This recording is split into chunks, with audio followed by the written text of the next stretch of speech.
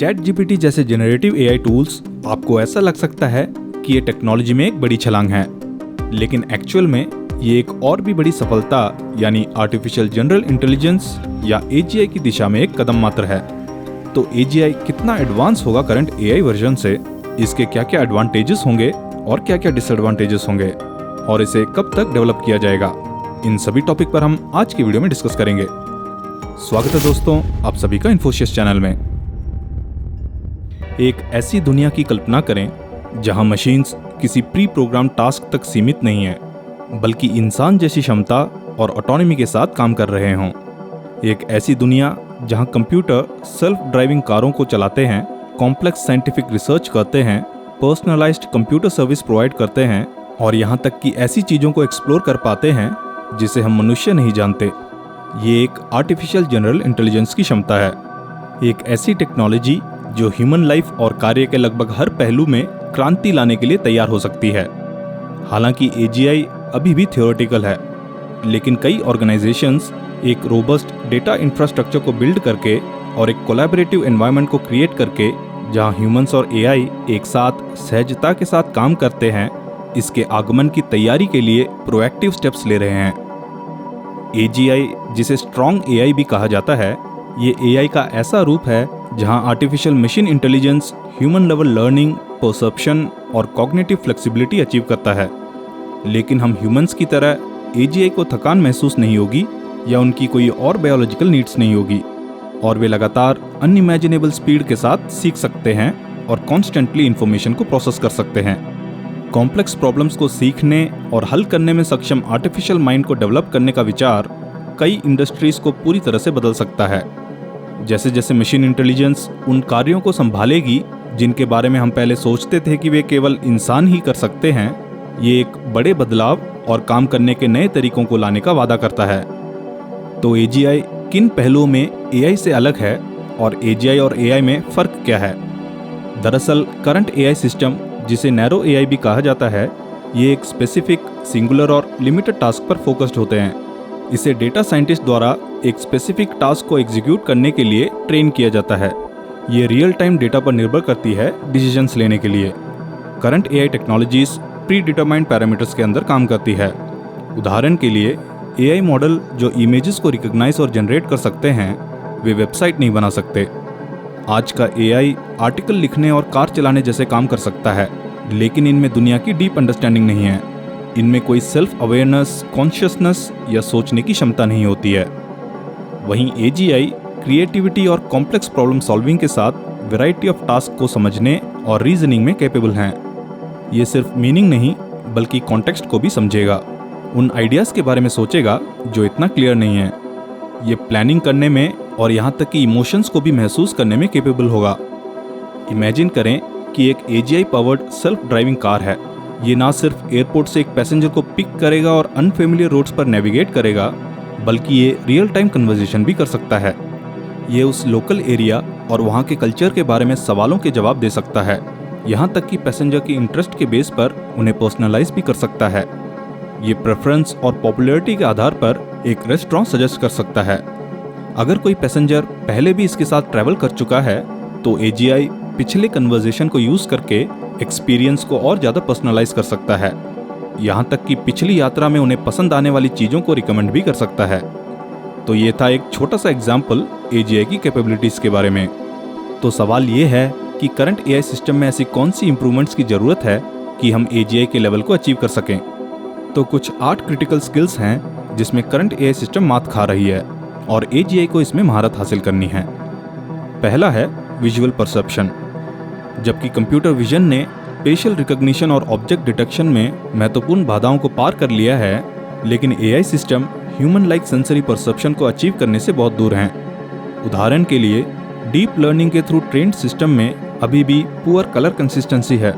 कुछ autonomous car को red stop sign पर ब्लैक टेप या स्टिकर के छोटे टुकड़ों से धोखा दिया गया है, जिससे अल्टीमेटली ये गलत और पोटेंशियली डेंजरस डिसीजंस लिया गया है कि स्टॉप साइन कुछ और है।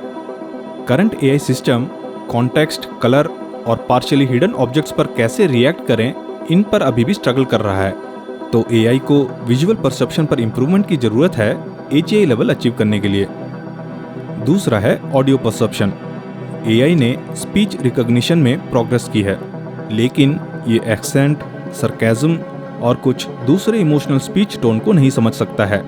इसे अनइम्पॉर्टेंट बैकग्राउंड नॉइस को फिल्टर आउट करने में भी परेशानी होती है, और आहें, हंसी या आवाज़ में बदलाव जैसे नॉन वर्बल एक्सप्रेशंस को समझने में भी चैलेंज फेस करती है। तीसरा है फाइन मोटर स्किल। देखा जाए तो एआई रोबोट्स ने काफ़ी प्रोग्रेस की है। ये ऑब्जेक्ट्स को हैंडल करने और कई प्रकार के टास्क को एग्जीक्यूट करने में कैपेबल हैं, लेकिन एजीआई को इंडिपेंडेंटली नाजुक वस्तुओं को संभालने, रियल वर्ल्ड सेटिंग्स में टूल्स को हैंडल करने और नए फिजिकल टास्क को जल्दी से अडेप्ट करने की क्षमता की आवश्यकता होगी। फोर्थ है natural language processing. Human level intelligence से मुकाबला करने के लिए एजीआई को ह्यूमन लेवल जनरल नॉलेज और कॉमन सेंस के साथ काम करने की आवश्यकता होगी।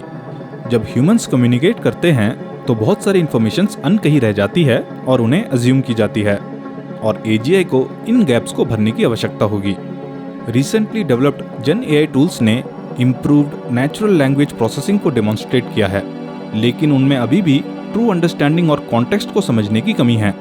ये मॉडल्स की जा रही बात का सही मतलब और बारीकियों को सही तरह से समझने के बजाय स्टैटिस्टिकल पैटर्न्स और लार्ज डेटा सेट्स में कोरिलेशन पर रिलाई करती हैं टेक्स्ट जनरेट करने के लिए। पांचवा है problem solving. Weak AI specific और वेल डिफाइंड प्रॉब्लम्स को अच्छी तरह से सॉल्व कर लेता है, लेकिन एजीआई को प्रॉब्लम्स को ह्यूमंस की तरह सॉल्व करने की जरूरत होगी, रीजनिंग और क्रिटिकल थिंकिंग के साथ। एजीआई को अनसर्टेनिटी को हैंडल करने और इनकम्प्लीट इंफॉर्मेशन के साथ डिसीजन लेने की जरूरत होगी। सिक्स्थ है नेविगेशन।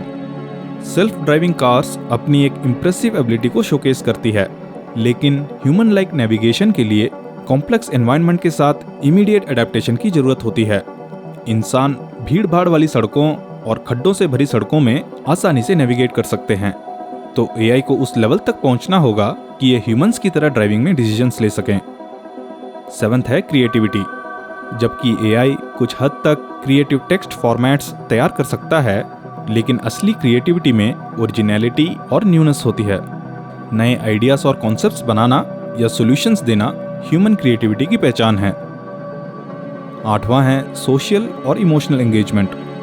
ह्यूमन इंटेलिजेंस हमारी सोशल और इमोशनल एबिलिटीज से गहराई से जुड़ी हुई है। एजीआई को फेशियल एक्सप्रेशंस, बॉडी लैंग्वेज और आवाज़ के लहजे की व्याख्या करने सहित इमोशंस को पहचानने और समझने की आवश्यकता होगी। इमोशंस पर अप्रोप्रिएटली रिस्पॉन्स देने के लिए एजीआई को दूसरों की इमोशनल स्टेट के आधार पर अपने कम्युनिकेशन और बिहेवियर को एडजस्ट करना होगा। जब ये सारे पॉइंट्स फुलफिल हो जाएं, तब कहा जाएगा कि एआई वास्तव में एजीआई का लेवल अचीव कर चुका है। लेकिन वहीं एम्प्लॉयमेंट, सोसाइटी और नेचर ऑफ कॉन्शियसनेस पर एजीआई के पोटेंशियल इम्पैक्ट ने कई सवाल खड़े किए हैं। कुछ लोगों का मानना है कि एजीआई पहले से ही मौजूद है या करीब है, जबकि दूसरों का मानना है कि ये कभी नहीं हो सकता है। एजीआई कब तक हासिल हो सकता है, इसका अनुमान 5 से 10 साल या दशकों तक लगाया गया है। ओपन एआई के मालिक सैम अल्टमैन ने एक रिसेंट इंटरव्यू में ये कहा कि एजीआई की लागत कितनी होगी। भले ही वो हर साल $50 बिलियन खर्च करें, लेकिन मानवता के लिए कुछ सफलताएं प्राइसलेस हैं। लेकिन वहीं कुछ और लोग एजीआई से होने वाले खतरों का भी जिक्र करते हैं। उनका कहना है कि हो सकता है कि ऑटोनोमस अचीव करने के चक्कर में एआई खुद ही सिस्टम को अपने कंट्रोल में ले लें और ये रोबोट्स या एआई ग्रुप्स अपने खुद की कॉपी बनाकर उसका इस्तेमाल हम मनुष्यों के खिलाफ करने लगें। तो मेरा मानना ये है कि हो सकता है ये सब इसके अपर स्टेज में पॉसिबल है, लेकिन एक सीरियस रिस्क जरूर रहेगी कि हो सकता है कि एजीआई की क्षमताएं मनुष्यों से कहीं ज़्यादा हो जाए, जिससे इसके एक्शंस को समझना और प्रेडिक्ट करना मुश्किल हो सकता है, जिससे ये सुपर इंटेलिजेंस लेवल पर बहुत जल्द पहुंच सकता है बिना हमारे नोटिस के। एजीआई के कैटास्ट्रॉफिक रिस्क पर इम्पोर्टेंस जताने के लिए एक आर्गुमेंट ये है कि कैसे मनुष्य दूसरे प्रजातियों पर हावी हो जाता है, क्योंकि ह्यूमन ब्रेन में ऐसी विशिष्ट क्षमताएं होती हैं जो दूसरे जानवरों में नहीं होती है। अगर एआई ह्यूमन ब्रेन को पार कर जाए और सुपर इंटेलिजेंट बन जाए तो ये बेकाबू हो सकता है। जिस तरह पहाड़ी गोरिल्ला का भाग्य मानव सद्भावना पर निर्भर करता है, उसी तरह मानवता का भाग्य भविष्य की मशीन सुपर इंटेलिजेंस के एक्शंस पर निर्भर हो सकती है। लोग इस संभावना पर काफ़ी डिबेट करते हैं, कि एआई एक एग्जिस्टेंशियल कैटास्ट्रॉफी का कारण बन सकता है जो मानव अस्तित्व को खतरे में डाल सकता है। ये डिबेट इस बात पर निर्भर करती है कि एजीआई या सुपर इंटेलिजेंस बनाया जा सकता है या नहीं, और डेंजरस एआई बिहेवियर्स कितनी जल्दी दिखाई दे सकते हैं, और क्या एआई का टेकओवर पॉसिबल है।